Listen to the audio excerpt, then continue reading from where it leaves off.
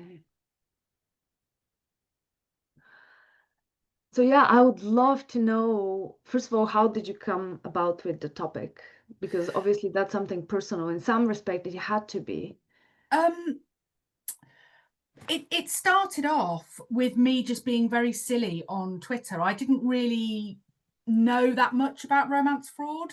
I was just wasting the time of these people who were very clearly fraudsters, kind of for my own amusement, really. And then people started messaging me on Twitter and saying, actually, I've been a victim of this and I've lost XYZ amount. So I started, because it was lockdown, everybody was bored. I just started looking into the subject, and it's genuinely so much more interesting than I think most people will ever realize. So there's all the psychology behind it. I started to get really passionate about it when I was interviewing victims, and I noticed these real parallels between what victims of romance fraud go through and victims of domestic abuse, of which I was one. So all this coercive control and gaslighting and isolating from friends and family, and kind of using particular phrases as a way to bond, this kind of trauma bonding, and the psychology behind how they keep victims in their relationships is so similar to domestic abuse. And yet domestic abuse is taken really seriously and nobody ever laughs at that. But romance fraud, people just think, oh, it's just some woman being stupid. So we're at this really interesting point now where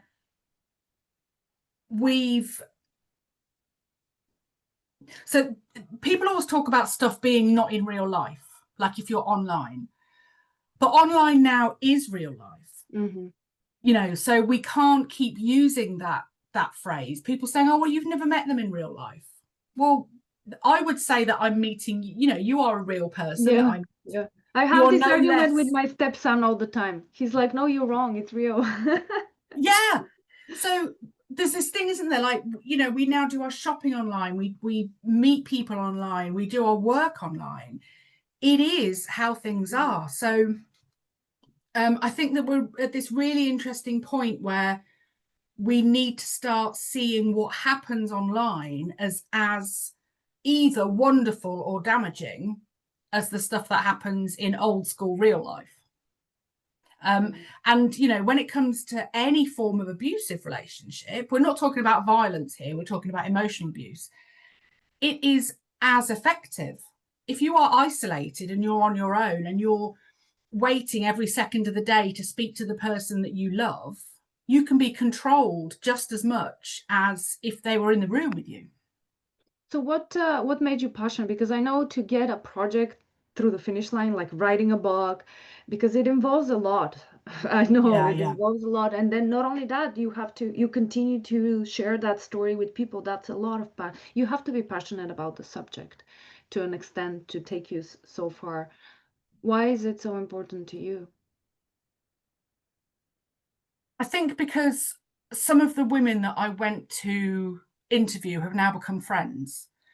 And when you see, it's all very well interviewing somebody who you're never going to see again and, finding them momentarily interesting. But when you speak to people whose lives have been turned upside down and you maintain a friendship and you learn more about them as women and, why they got into this situation in the first place, how it's affected them long term, you want to stop more women from being in that situation and stop the judgment that happens to women who are in that situation. The victim blaming in this type of fraud is absolutely awful. And there's a thing with romance fraud. When you see,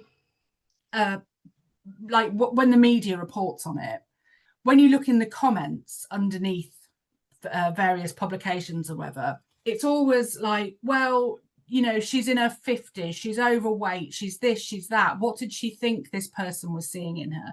So we're still at this point again where people are viewing women as their worth based on their appearance. And there's all these kind of things which I think are so interesting as part of the subject. And it's really important to kind of say, have we not moved on from this? I mean, come on. Yeah, I know. Yeah. Trolls unfortunately continue to, they've multiplied themselves in the digital. It gives a lot of voice. But why do you know this? I always, because this is a subject I'm very passionate about, and particularly how early on in childhood this starts being a theme. So I worked for a long time with a charity that supports victims of sexual abuse in their childhood. And because these children, they grow up, right? So they carry some of that, not some, they carry the trauma, and Of that course, yeah. changes, it affects your life. It's who you are because of it, right?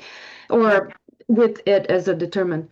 Um, it shows an underlying issue in society in general, right? Like, it's not always abuse in general is not just an isolated abuse. It comes from a systematic way of us dealing with certain issues, like childhood abuse, women's abuse, domestic abuse. Like there's countries where, for example, if you're in a domestic relationship and you get abused by your husband or partner, it's not considered, right? It's not considered abuse. Yeah. Like Well, I know, you can be raped by your partner violently, and that in some cases will not be. So, what do you think is the underlying cause and effect here?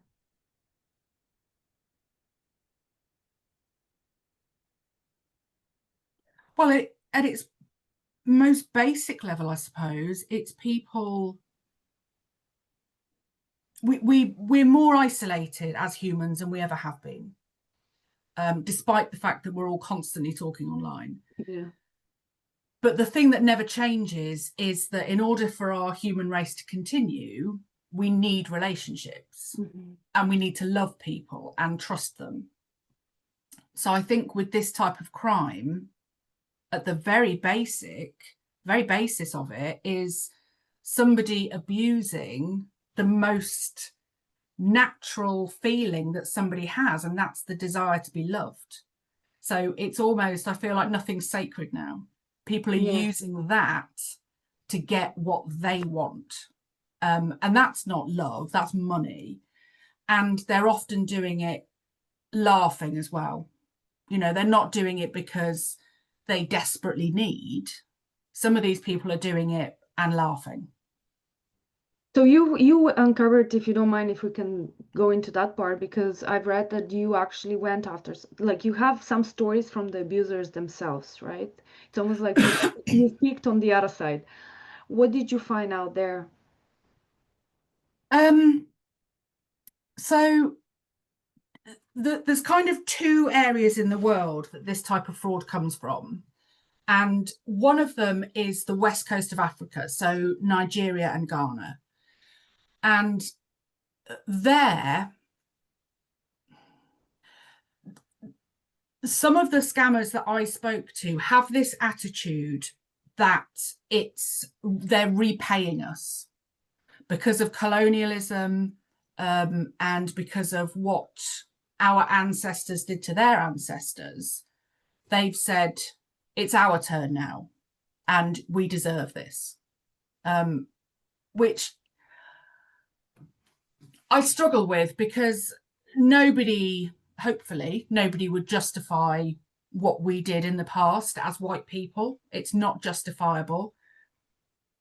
But it's also not justifiable to use that as a way to use that as justification to take money from vulnerable people now. So there's this strange kind of cultural thing been brought into it.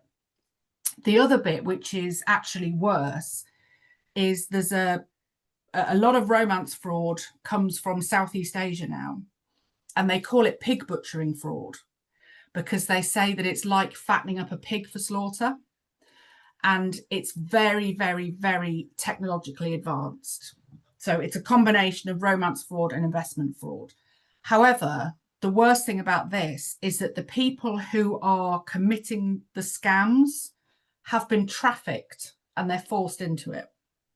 So they are held in scam compounds in Laos, Myanmar, places in Southeast Asia, and they're forced to scam. If they don't meet their targets, they're beaten, electrocuted, raped.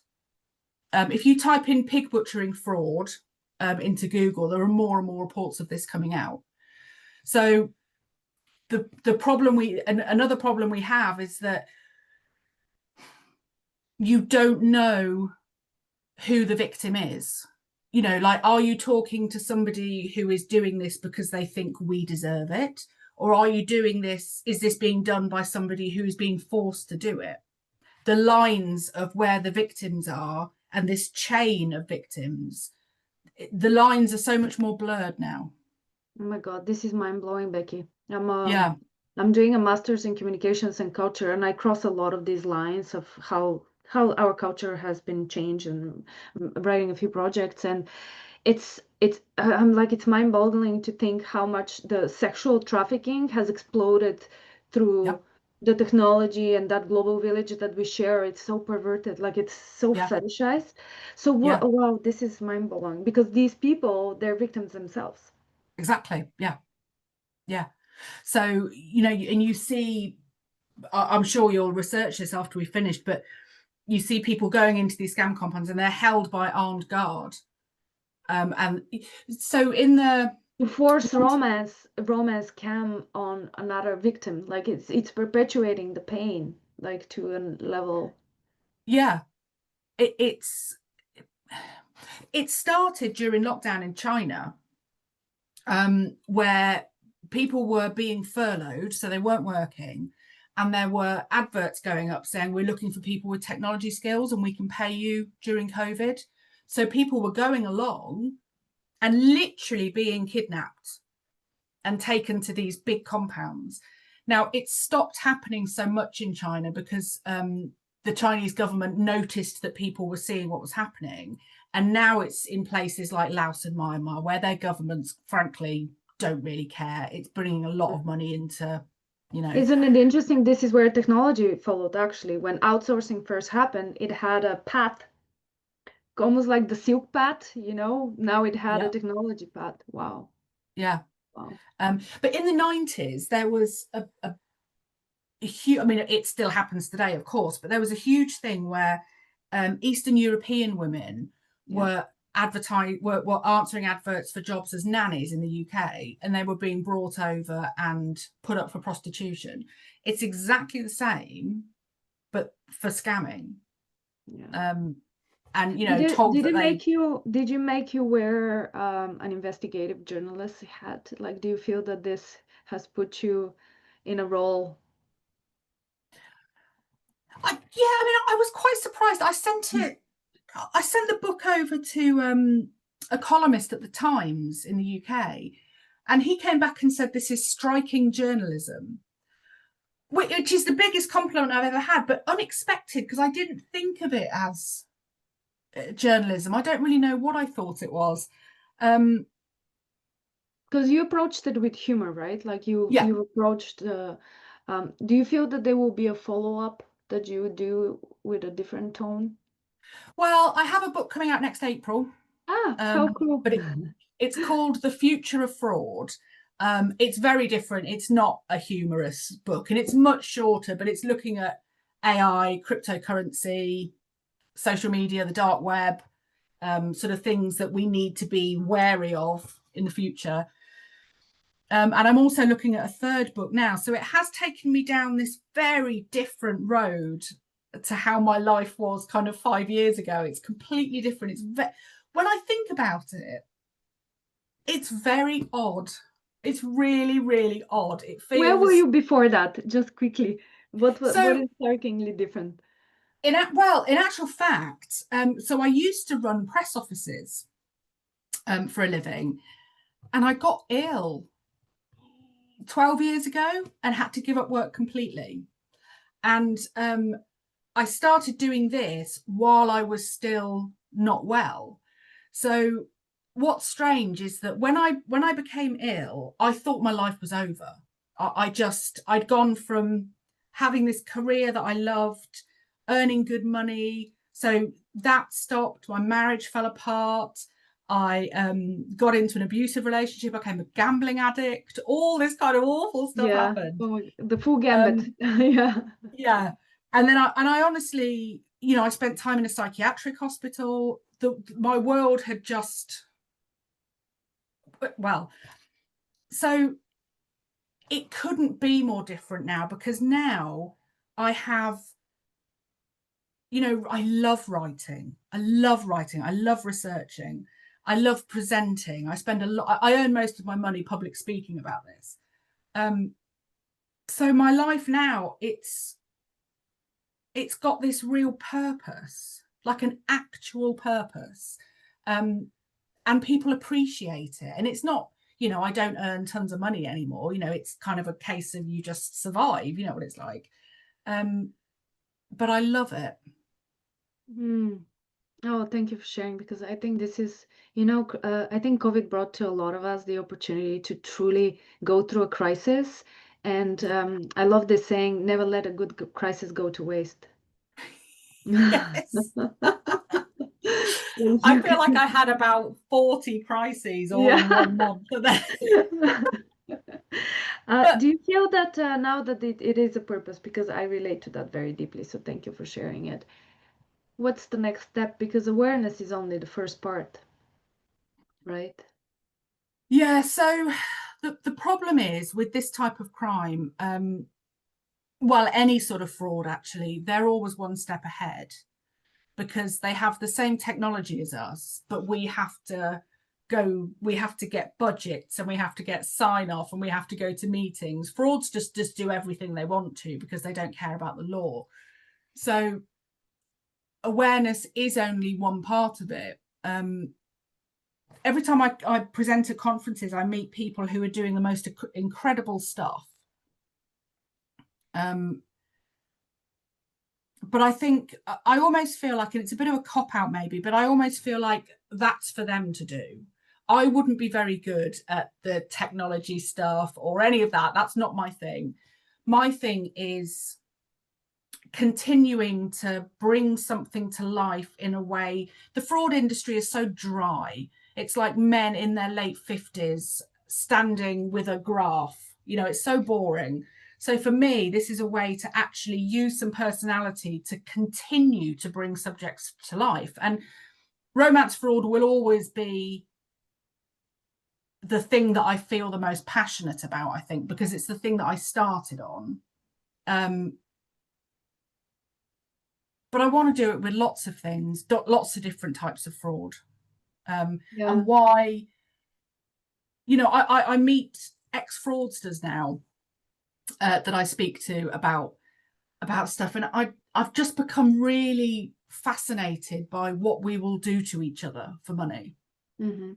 I guess this is where I was going, because what you've described is uncomprehendable, that somebody will be forced in a it's ultimately a human sexual trafficking. It's so, the lines are so blurred by what you've described.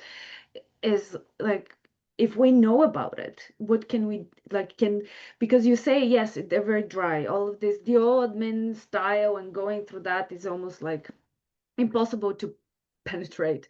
Yeah. But we found other ways, right? Like the new technology, the possibility to connect with people around the world. I find that some of the projects I do under a social enterprise called the Women's Connection, where we truly use our talents, all the women, and the connections that women make, and the things they make happen through that connections are so incredible. And I feel that perhaps this is a power we have nowadays, is that awareness that we can share with each other, and perhaps put some pressure on the It social is. structures, on groups, on, you know, media, who knows. The problem is, and I would like to think that that is what we can do. The issue is that we're dealing with some countries who could not care less. So no matter what awareness we bring, for them, what's happening is great, because it's money coming in, and it's run by a completely different type of culture. And some of them aren't allowed to see anything that's happening, to have awareness. If you look at Russia, for example, they're not allowed to see Western media, we're dealing with that type of thing there, where the police act in a completely different way. The governments are very pleased to be having people held against their will because it's money for them. So, but isn't that the case with more? Like, I'm in Canada. People protested during COVID, and our prime minister enacted an emergency act, which is only enacted during war to deal with the peaceful protesters.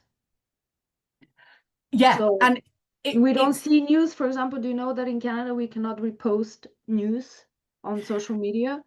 yeah, there's Crazy stuff between the government and social media. So I feel that there's always restrictions. Like I'm just saying, I'm liking the discourse. I'm just saying, what can we do for issues? Because it's not just that issue. We have so many issues like that, right? Like child yeah, trafficking. Child trafficking is still happening in developed countries. yeah, I Like how know, crazy is this? yeah. It's where I live in Stratford-on-Avon in the UK, and it's like where Shakespeare lived, and it's kind of fields and lovely, and I live in this little bubble. And when I think about things like that, like child trafficking still happening, and people forced to scam, and people being raped and beheaded, and I can't I can't understand it. As somebody as privileged as I am, I'm not rich, I'm not, massively intelligent, anything like that, but I just mean I'm very privileged in terms of the life that I have because it's safe. It's very hard to imagine that human beings behave like that because I like to think that I don't know any. Yeah. But I also appreciate that I don't understand other cultures very well, and I don't understand. So, for example, the people who are guarding these people who are being forced to scam, the people who are guarding them are frightened of the government who's making them guard them. And Have when you seen people have Squid Game? tried to make something of it, they've been taken out and shot. So I don't know. There are things that are happening behind the scenes. There's a thing in America called Operation Shamrock, and it's a woman who she used to be an attorney, and she's kind of dedicating her life to exposing these scam compounds. And obviously, the States is a lot nearer than the UK, so they're a bit more advanced in terms of trying to get in touch with these people. But any government, isn't taking anything like this seriously enough. And everybody is at a little bit of a loss. Yeah, I just, I'm such an idealist with all my projects. I'm like, no, there has to be another way. I just don't take no as an answer. And I haven't been successful in all of them, but I know, and I think people get overwhelmed because it's so big and incomprehensible. But what, for example, you're doing is like you've taken a small chunk that you can manage that chunk. That's something you can move from here to here and inform people, and that might be enough for the cause because we all have to participate, right? Like we all have a role in all of this. Like it's not one person's battle. Yeah, I quite agree. And I was talking in Stockholm last week, and I met up with an investigative journalist there, and I told him about this. And I'm now trying to see if there's any Swedish victims so that he will go and investigate that. And so there are things being done, but it's nothing being done on a really big level. There's just people who are trying to raise as much awareness as they can. And then hopefully at some point, it will break through and it will become such a big deal to the US government or to the UK government that they have to address it. Yeah. But as I say, a lot of the time we're dealing with countries who simply will not cooperate. Yeah. Yeah. You never know. Maybe Keanu Reeves will pay attention and have Do you know, I you mean, thought of it? There's no way you haven't thought of it if he would actually oh, of pay attention. course. Yes, of Yeah, course of you did. course, yeah. Why did you pick him for your cover? May I ask? Well, because he is the most impersonated celebrity on social media. So he's famously not on any social media. He doesn't Yeah, yeah, have yeah. anything I to know do with that. it. But he is the one that romance fraudsters love to pretend to be, because he's known to be really good, like a good man. He's handsome. Everybody knows who he is. You know, the Matrix, John Wick. He's trustworthy. So they think he's a good bet. Yeah, which it almost exposes the intention, right? Like this is what Of we're course. Yeah. selling. Yeah. Wow, what an incredible story. Becky, thank you so much. Thank you for sharing and for taking something with passion, because I think that's what's missing in the world. I do a lot of talks too, and I talk about the values I think we have lost, and you nailed it. That's one of my projects actually, the loss of the sacred, because we went so much against religion that we forbade any sacredness in everything, right? And that mass production, everything is for sale, which Yes. Yeah. I think is really blurring the lines of who we are. Like we, at the end of the day, we're people. Everybody wants to be safe, to have a good home, their kids to be safe, like to have food. Like we're not asking for, Yeah. anything Yeah, extra. exactly. And I think with the whole romance fraud thing, like I said, people, the most important, I know I sound like a hippie, but the most important thing is love. Yeah. Otherwise we would just die out. So the fact that that is now what's used to destroy other people.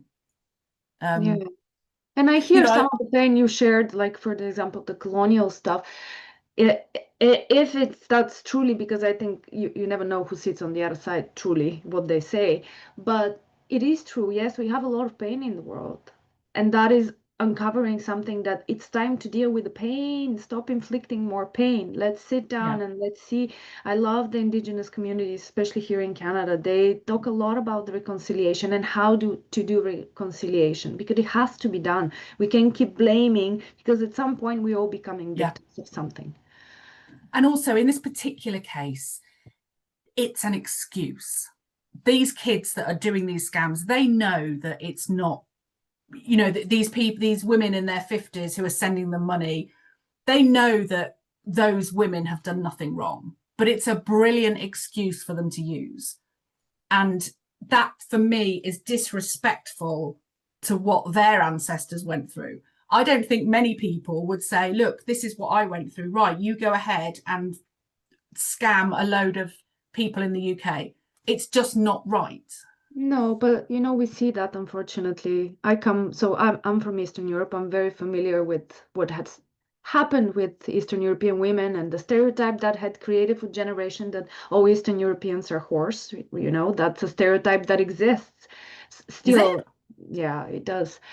But I the have to reality, say, I've never heard that. yeah, I've heard it multiple times. But the reality is that was a region that was heavily trafficked, and these were women coming from there was a 500 Ottoman yoke in the area, right? So after liberation, communism came, and so these are people that have been continuously abused and then trafficked. So what I'm saying is that trauma is such a complex issue, and it's a political issue, it's a social issue, it's a cultural issue. So we need to be aware of where people are coming from and why things are happening, and I think it's about time pain to stop, really. Yeah. That's what I I just, advocate for. I mean, I wish that, because obviously I made the comparison between women from Eastern Europe being trafficked over, and that was, everybody knows how horrible that was. And everybody worked to try and stop it. So why can nobody see the parallel between what's happening over now in Southeast Asia? And rather than let it get as bad as it did with trafficking European women over, why not act now? But we do things too late. And then we go in and say that we've saved the day. We haven't. We've let it get too far. Well, I guess how long did it take, and has it stopped? Because I can tell you that the trafficking from Eastern Europe has not stopped. No, I'm sure. I suppose I'm thinking from a very much a localized perspective. From We from had, what's known, because it yeah, probably got the story got out. I think these issues, they take time uncover, as you can see how long it takes to like even just go through the data, publish the data, make awareness around this. Like you have to package it in a story that will get to people. It's so complex. That alone is so complex, right? Because It you is. may The have the thing is, best story, but if you still have to get through the noise to get people to read it and to yeah, care. and you have to put it in a way that people don't just dismiss. Mm-hmm. Yeah. What is, if we can end with that, what is the one thing that you've learned and changed you in writing the book and being involved with that story? Changed me as a person. Or something that, yeah, or maybe not necessarily change, or like it had such a powerful effect on you, sometimes we. But like me as an individual, You, yeah.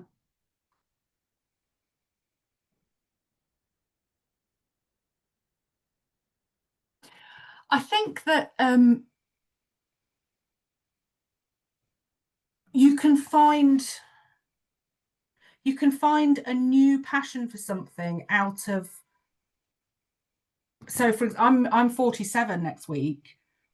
You can find something that you want to change later in your life. So I thought that I did genuinely think my life was over, and it's not. The I suppose what I'm trying to say is I used to chase money and status and the next bit of my career, and having hit rock bottom, I've now realized that the joy and the satisfaction that I can get through a subject that I didn't even know existed 5 years ago, and the people that I have met and interacted with, I suppose it's that thing. It's almost like life begins in your 40s kind of thing. I always thought that was a joke, but my life is better than I ever thought it would be, out of nowhere. I love that, Becky. Yes, yes to that. Yes to that. I have a good friend of mine. She is 82, and she's incredible. She always goes looks for love. She finds these adventures, and it's like age nothing. It's just a construct of media and advertising. Yeah, and do you know what? I met, so I'm engaged now. I met my fiance while I was on dating sites looking for No scammers. way. Did you meet Yeah, him online? yeah, yeah. Oh my So God. Love I it. went on to, somebody said to me, you must go on to Tinder. There are loads of scammers on Tinder. So I was on there communicating with loads of scammers, and I was talking to him, but it turns out he was real. I love that. Yeah, And you're engaged. yeah. Way to go, girl. I am wishing you an incredible birthday next week. Thank you Thank for you. spending a moment with me and connecting over the ocean to share your story. And I hope we'll find a way to meet. Maybe you'll come to Lisbon.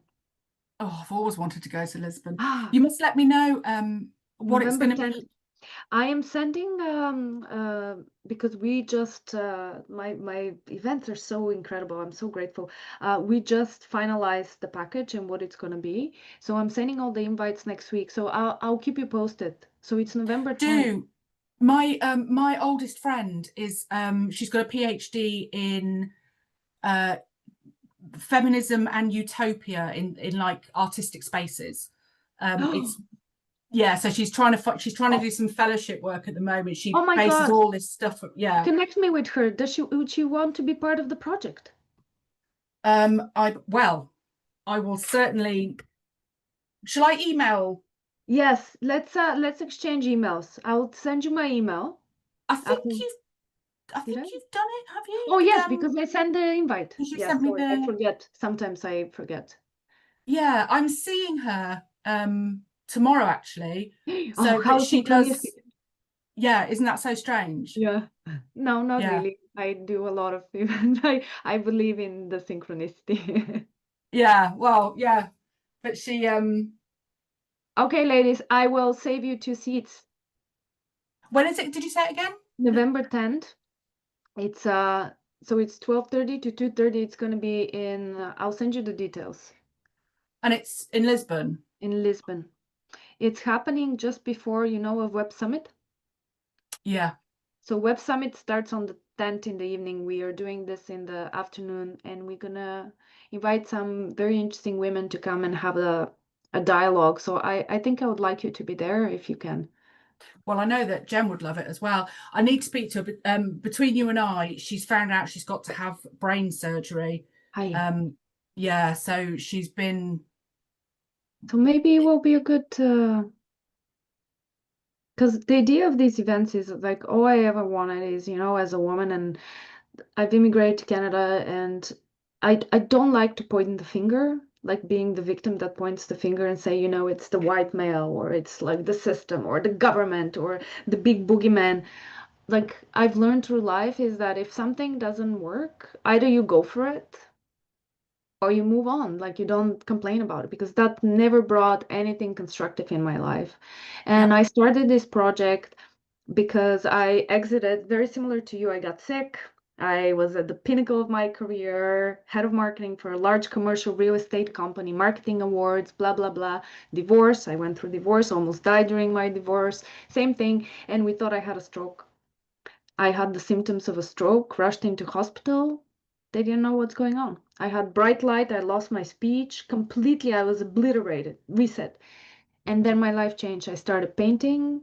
This year alone, I had 5 exhibitions. Like I was in some incredible museums and things. And I truly believe that when crisis happens, it's a call for us to change. You need to change something. If you want to have that life, if you want to have all this inner inner purpose, if you want to align, that is the way. You just have to follow it. Yeah. And these events are incredible. You should hear some of the stories and the women and how they connect and what happens after that. So it's like magic. It's through alchemy. So I just sit and I'm like, okay, what do you want from me? I'm gonna go, I'm gonna Yeah. collect. Yeah. Yeah. And I think it will be such an incredible, your story is unique.